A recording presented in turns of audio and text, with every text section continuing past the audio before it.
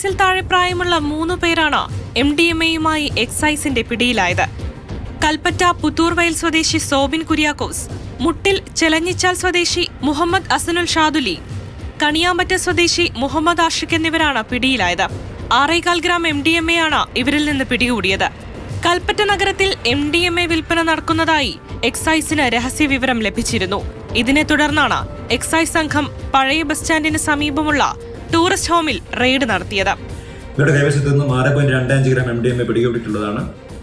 അന്വേഷണത്തിൽ മനസ്സിലാകുന്നത് ഇവർ കഞ്ചാവ് ഇതിനു മുമ്പും ഈ മയക്കുമരുന്ന് കേസുകളിൽ ഇവർ പെട്ടിട്ടുള്ള ആൾക്കാരാണെന്നാണ് ബോധ്യമായിട്ടുള്ളത്. ഇതുമായി ബന്ധപ്പെട്ട് എനിക്ക് പ്രാഥമിക അന്വേഷണത്തിൽ മനസ്സിലാകുന്നത് ഇതിൽ ഒരുപാട് കണ്ണികൾ ഇതിൽ പെട്ടിട്ടുണ്ട്. അവരെല്ലാം തന്നെ അറസ്റ്റ് ചെയ്യുന്നതാണ്.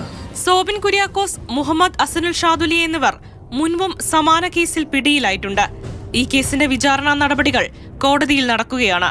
ലഹരി വിൽപ്പന സംഘത്തിലെ മറ്റു കണ്ണികളെക്കുറിച്ച് എക്സൈസ് അന്വേഷിച്ചു വരികയാണ്.